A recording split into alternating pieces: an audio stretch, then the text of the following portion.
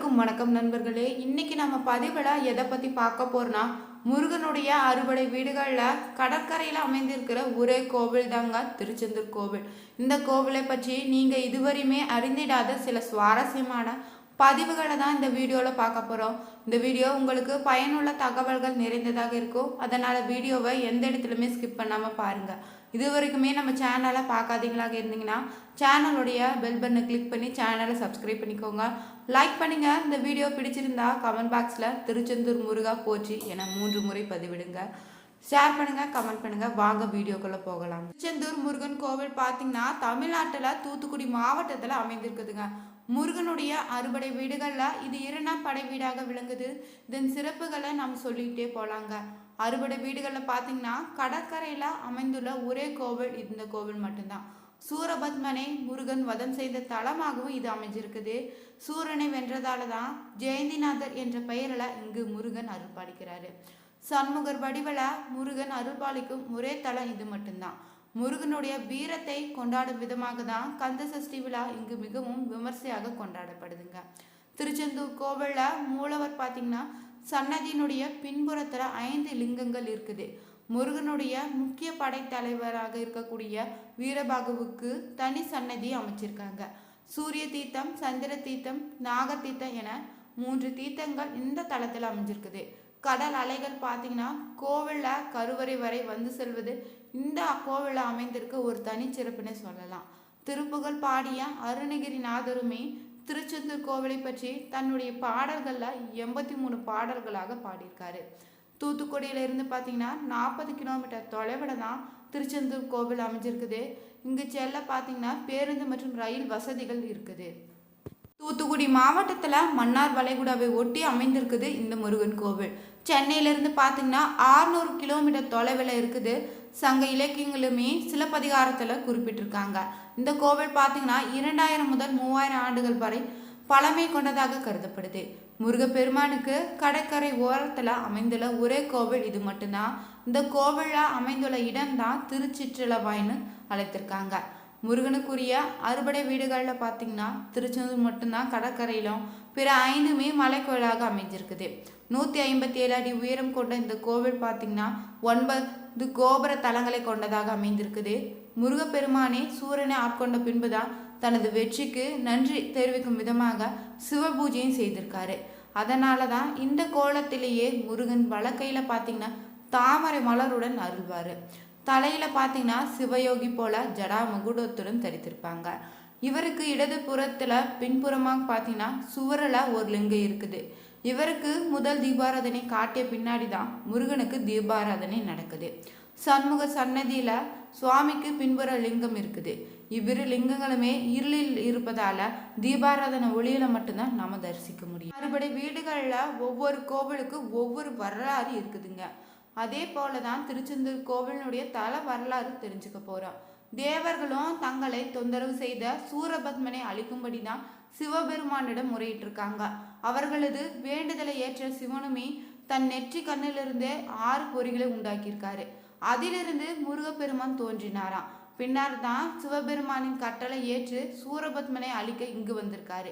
இவ்வேளையில தான் முருகப்பெருமானினுடைய தரிசனம் வேண்டி தேவர்களின் குருவாக இருக்கக்கூடிய வியாழ பகவானுமே இந்த தளத்துல வந்து தவம் இருந்திருக்காரு. அவருக்கு காட்சி கொடுத்த முருகப்பெருமானும் இந்த விடத்திலே தங்கியிருக்காங்க. வியாழ பகவான் மூலமாகவே அசுரர்களுடைய வரலாற்றையும் தெரிந்து கொண்டிருக்காரு. அப்போது தனது படை தளபதியாக இருக்கக்கூடிய வீரபாகுவை சூரபத்மனிடம் தூது அனுப்பினாரு. ஆனா அவன் கேட்கல. பின்புதான் முருகனும் தன் படைகளுடன் சேர்ந்து அவனை வதம் செய்திருக்காரு. வியாழ பகவான் பார்த்தீங்கன்னா முருகனிடம் தனக்கு காட்சி தந்த இந்த இடத்திலேயே எழுந்தருளுபடி வேண்டிக் கொண்டிருக்காரு. அதன்படி தான் முருகனுக்கு இங்கே தங்கியிருக்காரு. பின்பு பார்த்தீங்கன்னா வியாழ பகவான் விஸ்வகர்மாவை அழைத்து இங்கே கோவில் எழுப்பியிருக்காங்க. முருகனும் சூரனை வெற்றி பெற்று ஆட்கொண்டதால தான் ஜெயந்திநாதர் என அழைக்கப்படுறாரு. பிற்காலத்துல தான் இந்த பெயரே செந்திநாதல் என மருவி இருக்குது. தலமும் திரு ஜெயந்திபுரம் என்று அழைக்கப்பெற்று இருந்துச்சு. பின்னர் தான் திருச்செந்தூர் என மறுவியாக வரலாற்று மூலம் தெரிஞ்சுக்கலாம். பெருமானுடைய நெற்றிக்கண்ணன் தீப்பெரியிலிருந்து அவதரித்த சிவகுமாரன் பார்த்தீங்கன்னா சக்தி பார்வதி தேவி சேர்ந்தெடுத்து ஞான பாலூட்டி வளர்த்த சக்தி மைந்தன் தான் முருகன். இவர் விநாயக பெருமானுடைய இளைய சகோதரனும் ஐயப்ப சுவாமியின் அண்ணனாக இருக்கிறாரு. திருமாலின் மருமகனும் இந்திரனுடைய மாப்பிள்ளையும் தேவயானை எனும் தேவியின் கணவனாக இருக்கிறாரு. வள்ளிக்குற மகளின் காதலனாகவும் வீரபாகு முதலான நவ வீரவாகு தேவர்களுக்கு 9 பேரின் தோழனாக அமைந்திருக்காரு. தேவர்களுக்கு இன்னல்கள் விளைவித்த தாரகாசுரனையும் சிங்கமுகன் சூரபத்மன் முதலான அசுரர்களையும் அளித்திருக்காரு. அகத்திய முனிவருக்கே தமிழ் இலக்கணம் போதித்த முதல் ஆசிரியனாகவும் இருந்திருக்காரு. அது மட்டும் இல்ல அவ்வை பிராட்டிக்கும் தத்துவ ஞானத்தை நாவல்கள் மூலம் போதித்திருக்காரு. நக்கீரர், அருணகிரிநாதர், குமரகுருபரர், கச்சியப்ப சிவாச்சியர் போன்ற ஞானிகளுக்கு தமிழ் நூல்கள் எழுத போதித்த குருவு இவர்தான். திருச்செந்தூர்ல முருகப்பெருமான் பார்த்தீங்கன்னா மும்மூர்த்திகளுடைய அம்சமாக காட்சியளிக்கிறாரு. ஆவணி மற்றும் மாசி மாத திருவிழாவின் போதுதான் சிவன், விஷ்ணு, பிரம்மா என மும்மூர்த்திகளின் அம்சமாக காட்சி தராரு. விழாவினுடைய 7ஆம் நாள்ல தான் மாலையில சிவப்பு நிற வஸ்திரம் சாத்தி சிவபெருமானாக காட்சி தருவாரு. மறுநாள் அதிகாலையில வெள்ளி நிற ஆடை அணிந்து பிரம்மாவாகவும் காட்சியளிக்கிறாரு. மதிய வேளையில பார்த்தீங்கன்னா பச்சை வஸ்திரம் சாத்தி பெருமாள் அம்சத்துல காட்சியளிப்பாரு. பொதுவாகவே கோவில்களை ஒரு தெய்வத்துக்கு ஒரு உற்சவ சிலை மட்டும்தான் இருக்கும். ஆனா இந்த திருச்செந்தூர் கோவில்ல மட்டும்தான் சண்முகர், ஜெயந்திநாதர், குமரவிடங்கர், அலைவாய் பெருமாள் என 4 உற்சவர்கள் இருக்கிறாங்க. இவர்கள் அனைவருக்குமே பார்த்தீங்கன்னா தனித்தனி சன்னதிகளை அமைச்சிருக்காங்க. இவர்களை குமரவிடங்கரை மாப்பிள்ளை சுவாமின்னு அழைப்பாங்க. முருகனுக்குரிய அறுபடை வீடுகளில் திருச்செந்தூர் மட்டும் கடற்கரையிலும் பிற 5ம் மலை கோயிலாக அமைந்தது போல தோற்றம் தெரியும். உண்மையிலே பார்த்தீங்கன்னா திருச்செந்தூருமே மலை கோவில் தாங்க. இந்த கோவில் பார்த்தீங்கன்னா கடற்கரையில் இருக்கக்கூடிய சந்தன மலையில் இருக்குதுங்க. எனவே இந்த தலத்தை தான் கந்தமாதன பர்வதனும் சொல்லுவாங்க.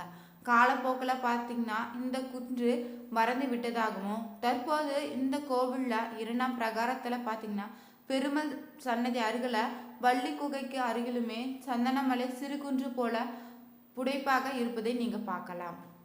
மகாவிஷ்ணு நாரகாசுரனை அழித்து மக்கள் இன்புற்று தீபாவளி நாளில் அனைவருமே புத்தாடை உடுத்தி மகிழ்வாங்க. திருச்செந்தூர் கோவிலும் பார்த்தீங்கன்னா அனைத்து சுவாமிகளுக்குமே தீபாவளி தினத்துல புத்தாடை அணிவிக்கப்படுது. அன்று அதிகாலையிலே இந்த கோவிலில் உள்ள அனைத்து பரிவார தெய்வங்களுக்குமே சந்தன காப்பு செய்யப்படுது. பின்னாடி தான் புத்தாடைகள் வெள்ளி பலாக்களை வந்து ஊர்வலமாக கொண்டு சென்று அணிவிப்பாங்களாம். தெய்வ அணியை முருகன் மனம் முடிக்க காரணமாக இருந்த தலம் என்பதால தான் இந்திரன் வந்து இந்த தலத்துக்கு மருமகனுக்கு அவரை சார்ந்தவர்களுக்குமே தீபாவளிக்கு புத்தாடை எடுத்து வருவதாக ஒரு நம்பிக்கை இருக்குது. திருச்செந்தூர் சுப்பிரமணிய சுவாமி கோவிலில் நீங்கள் உட்பிரகாரத்தில் பார்த்தீங்கன்னா வெங்கடேச பெருமாள் சன்னதி அமைஞ்சிருக்குது. இங்கு பார்த்தீங்கன்னா பெருமாளுடைய கையில் சக்கராயுதம் இல்லையா, அதனை முருகனுக்கு சூரசம்ஹாரம் செய்ய வழங்கி விட்டதாகவும் கூறுறாங்க. சன்னதிக்கு நீங்க வலதுபுறத்துல பார்த்தீங்கன்னா பஞ்சலிங்கா சன்னதி அமைஞ்சிருக்குது. இவர்களை மார்கழி மாதத்துல தேவர்கள் தரிசிக்க வருவதாகவும் ஐதீகத்துல சொல்லியிருக்காங்க. சிவனுக்குரிய வாகனமான நந்தியுமே முருகனுக்கு எதிரே இந்திர தேவ மயில்களுமே மூலஸ்தானம் எதிரே இருக்குது. வெளியில இருந்தபடி பார்த்தீங்கன்னா முருகனை தரிசனம் செய்யும் போது பஞ்சலிங்க தரிசனம் செய்ய இயலாதுங்க. மூலவர் வந்து முருகருடைய இடதுபுறம் உள்ள சிறு வாயில் வழியே உள்ளே நுழைந்து சுற்றி வந்து வலதுபுறம் வந்து பாதாள பஞ்சலிங்க தரிசனம் செய்ய வார நாட்கள் ஆகின்றது. சக்தி வேலானது திருச்செந்தூர் அருகே உள்ள மரப்பாடி என்ற மாந்தோப்புல மாமரமாக மறைந்திருந்த சூரபத்மனை இருகூறாக பிளந்து சம்ஹார செய்த பின்னாடிதான் சூரபத்மன் அவனுடைய ஆணவமே அகங்காரம் முடிந்திருக்குது. இரண்டுமே பார்த்தீங்கன்னா சேவலாகவும் மயிலாகவும் மாறி முருகப்பெருமானுடைய கொடியாகவும் வாகனமாகவும் மாறி இருக்குது. சூரனை சம்ஹார செய்த முருகனது வேலானது கங்கைக்கு சென்று நீரில மூழ்கி தோஷம் நீங்கி மீண்டுமே முருகனோட கைகளை வந்திருக்குது. அதை பார்த்தீங்கன்னா கடற்கரை ஓரத்துல பூமிக்கு குத்த உள்ளே இருந்து நீர் பீரிட்டு வெளிவந்திருக்குது. அந்த நீரில தான் 4 கிணறு நீராயிருக்குது. அந்த நீரையுமே மலையும் சேர்த்து சிவலிங்கம் செய்து முருகன் பூஜை செய்திருக்காரு. விண்ணும் மண்ணும் குளிர்ந்தது. தேவர்கள் முனிவர்கள் மலர் மாறி பொழிந்திருக்காங்க. தேவாதி தேவர்களுமே புடைசூழா திருப்பரங்குன்ற என்ற தலத்துக்கு தான் முருகப்பெருமான் வந்திருக்காரு.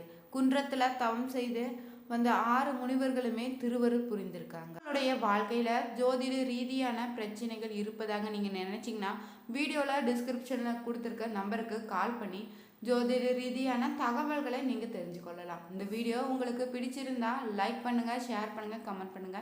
இது வரைக்குமே நம்ம சேனலை பார்க்காதீங்களாக இருந்தீங்கன்னா சேனலுடைய பெல் பட்டனை கிளிக் பண்ணி சேனலையும் சப்ஸ்கிரைப் பண்ணிக்கோங்க. Thank you viewers.